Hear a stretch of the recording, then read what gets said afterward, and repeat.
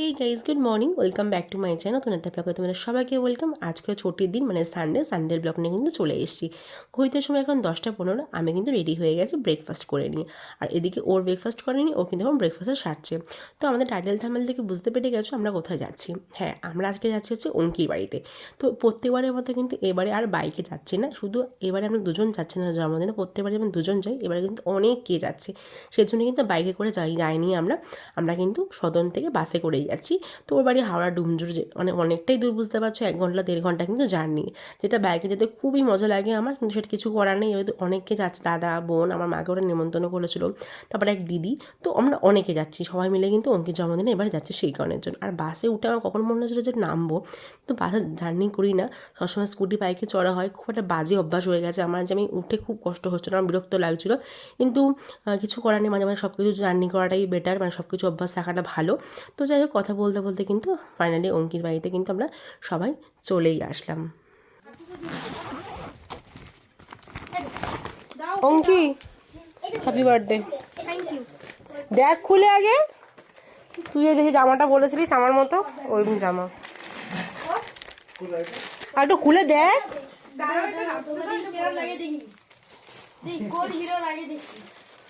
কুর্তি আছে, হ্যাঁ, এটা ভালো লাগছে, খুব সুন্দর হয়েছে, সাদা কালার আমার ভালো লাগে। এই যে আমি যে গিফটটা করেছি আমি আরও, সেই গিফটটা কিন্তু ওর অলরেডি পরা হয়েও গেছে। এই যে ব্ল্যাক ড্রেসটা দেখছো, এটা কিন্তু আমার পছন্দেই কেনা। আমি পুরী যাওয়ার আগে এরকম একটা ড্রেস কিনেছিলাম, পুরো সেম টু সেম। তোমরা যারা পুরীর ব্লগ দেখেও তারা হয়তো জানোই, এরকম একটা ড্রেস সেম টু সেম আমারও রয়েছে। তো সেটা যখন ও দেখেছিল, দেখে কিন্তু ওর খুব পছন্দ হয়েছিল। ও আমাকে বলেছিল, মামি এরকম একটা ড্রেস কিন্তু আমার দরকার, মানে ও ভালো লেগেছিলো, আমি বুঝতে পেরেছিলাম। তো সেই জন্য ভাবলাম ওর যখন জন্মদিন আছে, তো এরকম একটা ড্রেস আমি ওর জন্য অর্ডার করে দিই। আর আমার থেকে কিন্তু 1-2 ছোটোই নিয়েছিলাম। তো দেখলাম ড্রেসটাকে পরে দেখতে বললাম যাতে গায়ে ঠিকঠাক হয় কিনা। দেখলাম ড্রেসটা খুব ভালোই হয়েছে। ও বললো দুজনে কিন্তু একদিন পরে বেরা পারলাম, ঠিক আছে। আর যাকে গিফট করবে সে যদি খুশি হয় তাহলে কিন্তু বেশ ভালো লাগে। আর এই যে কুর্তিটা পরেছে, এটা কিন্তু আমার মা ওকে দিয়েছে, কেন ও সাদা কালার খুব পছন্দের। কুর্তিটা পেয়ে ও খুব খুশি। ওর সাথে লেগিংসও ছিল, সেটাও এখন আর পরলো না। যাই হোক, তো চলো এখন রান্নাবান্নার দিকে যাই, দেখি কী রান্না হচ্ছে। তো এদিকে দিদি দেখলাম বিরিয়ানিই করছে। এখন দিদিকে আমিও বলেছিলাম যে বিরিয়ানিটা করার কথা, আমার দিদি বিরিয়ানি করছে। দিদি এর আগে বিরিয়ানি করেছে অনেকবার। তো এবারে অনেক লোকের বিরিয়ানি, বুঝতেই পারছো, একটা চাপের ব্যাপার থাকে। তো বিরিয়ানি তো আমি কোনোদিন ঘরে ট্রাই করিনি, আমার ভীষণ ভয় লাগে বিরিয়ানি করতে, জানি না কীরকম বাজে হবে না খারাপ হবে। আমরা কোনোদিনই ট্রাই করিনি, অত কিছু রান্না করি, বাট বিরিয়ানিটা কোনোদিন ঘরে করিনি, সাহস পাই না আসলে। তো যাই হোক, এদিকে কিন্তু রান্নাবান্নাটা প্রায় মোটামুটি দেন দিদি সব ওদিকে হয়ে গেছে। অনেকে বিরিয়ানি খায় না, তাদের জন্য দিদি অন্য কিছু করেছিল, আমরা তো বিরিয়ানিই খাবো।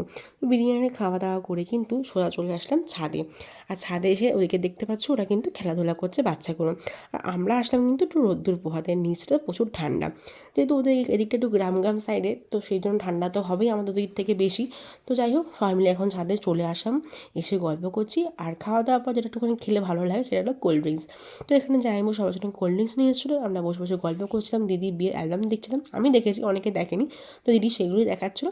তারপর কিন্তু এখানে বসে বসে একটু কোল্ড ড্রিঙ্কস খেলাম। তো চলো আমি নিচে যাবো, সন্ধ্যা হচ্ছে, বাড়ি যেতে হবে। তো বেলুন দিয়ে একটুখানি ডেকোরেশন করা যাক।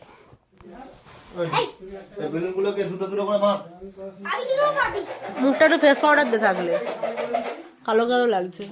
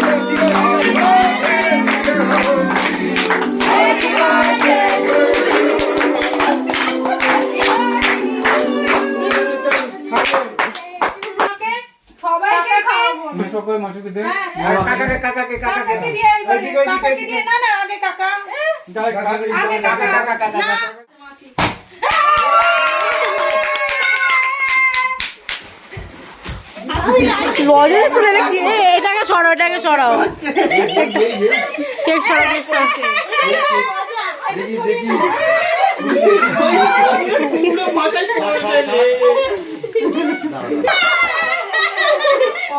বাড়িতে আস্তে আস্তে আমাদের প্রায় 9:30 বেজে গেছিলো। আর যে দিদিরা গেছিলো আমার সাথে, সেই দিদিরা কিন্তু দিদিদের বাড়িতে থেকে গেছিলো। আর দিদি কিন্তু, আমি তো বিরিয়ানি খেতে ভালোবাসি বলে আমার জন্য কিন্তু টিফিন বক্সে বিরিয়ানি দিয়ে দিয়েছিলো। অত বিরিয়ানি খেতে পারিনি, কিছু রেখে দিয়েছি, কিছুটা খেয়েছি। আর ও রাতে বিরিয়ানি খাবে না বললো, তো ওর জন্য ঘুগনিটা করা গেছিলো, তার সাথে একটু রুটি করে দিলাম, ব্যাস তাহলে কিন্তু রাতের ডিনারটা হয়ে যায়। তো চলো ব্লগটা এন্ড করছি না, কাল সকালবেলা কিন্তু আবার তোমার সাথে দেখা হচ্ছে।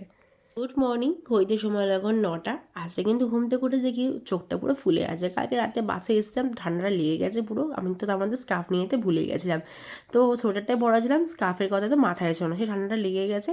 তো যাই হোক, এখন তো ঘুম থেকে উঠে ফ্রেশ সব রান্না করে চা বসাতো। তো এদিকে দেখি বাইরে মাছ আলা এসছে, তো ঘরে সবজি বাজার ছিল, বাট মাছ কিছুই ছিল না। তো ভাবলাম এখান থেকে মাছটা নিয়ে নিই। এদিকে লোটে মাছ ছিল আর ভোলা মাছ, বাট ভোলা মাছগুলো দেখে একটু ভক্তি লাগছিলো বলে ভোলা মাছটা নিলাম না। লোটে মাছে নিয়েছিলাম অল্প করে, বাট লোটে মাছ তো ও খায় না, আমি খুব ভালো খাই লোটে মাছটা। লোটে মাছ অল্প করে নেওয়া হয়েছে। এদিকে কিন্তু অর্ধেক কাতলা মাছ ছিল ওনার কাছে, তো ওটাই ভালো করে কেটে কিন্তু নিয়ে নিলাম। তো আজকে ভাবছি কাতলা মাছটা করবো, কারণ কাতলা মাছটা করলে ভালো হবে। আজকে হাতের সময়টা খুব কম, লোটে মাছটা কালকে করব।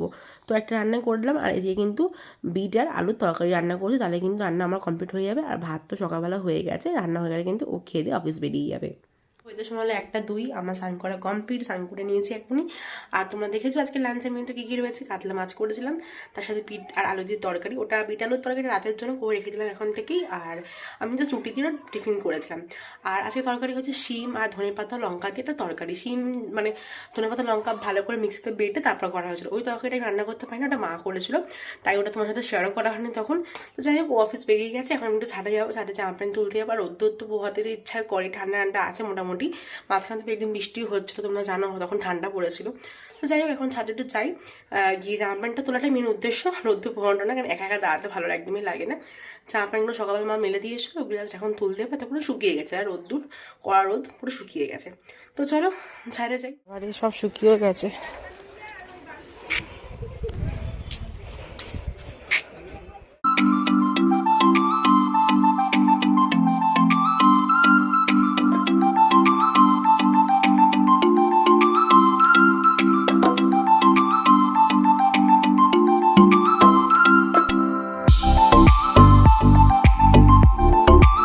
এই যে কাঠগোলাপ গাছটা তোমরা দেখছো, এটা কিন্তু একদম নিচে ছিল, নিচে গাছটা একদমই ফুল হচ্ছিল না, কিছু হচ্ছিল না, তার জন্য ভাবলো যে ছাদে তুলে এনে রেখে দিই। ছাদে এই জায়গাটা কোণে একদম বেঁধে রেখে দিচ্ছে, তো দেখা যায় গাছটাতে এবার ফুল হয় কি না। এই যে এখানে আমার লাঞ্চ নিয়ে নিয়েছি, এটাই হলো সেই শিমের তরকারিটা, মানে শিম ধনেপাতা লঙ্কা দিয়ে বাটা, দিকে ভাত আছে, লেবু নিয়েছি, আর এই যে কাতলা মাছের ঝোলটা, ওটা নেবো, ব্যাস আমার লাঞ্চ হয়ে যাবে। তো চলো লাঞ্চ এখন করে নিই, টিভি দেখতে। খাওয়া দাওয়া করা কমপ্লিট হয়ে গেছে। আর বাইরে এতক্ষণ দিন প্রচুর রোদ্দুর ছিল, বাট হঠাৎ করে আবার মেঘলা বেদা হয়ে গেল, কারণ জানি না আজ যেন বৃষ্টি না হয়, আর ভালো লাগছে না। তো চলো ব্লগটা এখন এন্ড করছি। ব্লগটা যদি তোমাদের ভালো লেগে থাকে অবশ্যই লাইক কমেন্ট সাবস্ক্রাইব করো। দেখা হবে নেক্সট ব্লগে। ততক্ষণ সবাই খুব ভালো থেকো, টাটা।